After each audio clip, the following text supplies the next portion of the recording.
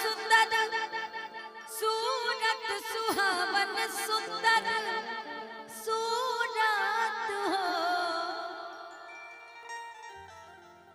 ए राजा जी, ए राजा जी, ए राजा जी, ए करे तरहल हजरूरत महूरत खूबसूरत हो। ए राजा जी, ए करे तरहल हजरूरत महूरत खूबसूरत हो। ऐसा मनोहर मंगल मूरत सुहावन सुंदर सूरत सुहावन सुंदर सूरत हो। ऐसा मनोहर मंगल मूरत सुहावन सुंदर सूरत सुहावन सुंदर सूरत हो। ए राजा जी, ए राजा जी, ए राजा जी, ए करे तरा हजरूरत महूरत खूबसूरत हो। ए राजा जी, ए करे तरा हजरूरत महूरत खूबसूरत हो।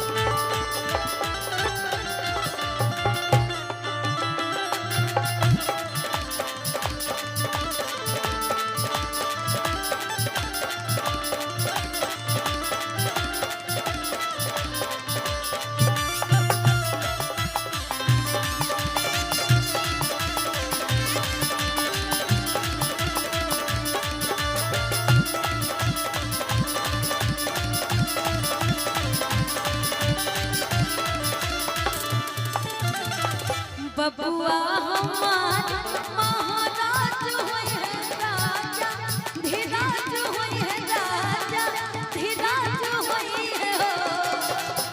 बबुआ हमार महाराज होय है राजा धीराज होय है राजा धीराज होय है हो। ए ललना ए ललना ए ललना धातु में हीरा पोखराज होई है सिरवा के ताज होई है हो। ए ललना धातु में हीरा पोखराज होई है सिरवा के ताज होई है हो।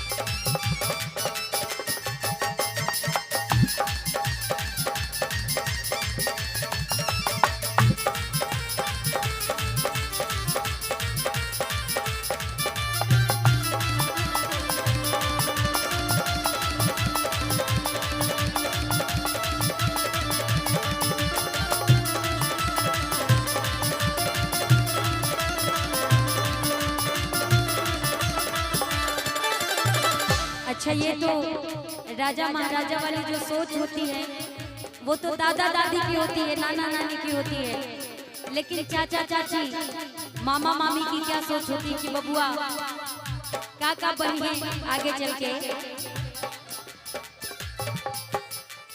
हमारा जन्नता बबुआ दिया होई है नाना ललना दिया होई है नाना ललना दिया होई है हो। हमारा जन्नता बबुआ दिया होई है नाना ललना दिया होई है नाना ललना दिया होई है हो। अच्छा लग रहा बरुआ की मम्मी है क्या? बहुते कंजूस बाड़ू, कहिए से गा के गला सूख गइल बा हमार। खैर ताली बजा दीजिए मम्मी जी के लिए आप लोग। कि हमारा जनाता बबुआ अरे जिया होई है नाना ललना अरे दिया होई है हो। ए ललना ए ललना ए ललना हिंद के सितारा उतसियम हुई है ओहसे ऊपर पियम हुई है ए ललना हिंद के सितारा उतसियम हुई है ओहसे ऊपर पियम हुई है हो ऐसा मनोहर मंगल मूरत सुहावन सुंदर सूरत सुहावन सुंदर सूरत ऐसा मनोहर मंगल मूरत सुहावन सुंदर सूरत सुहावन सुंदर सूरत ए राजा जी ए राजा जी ए राजा जी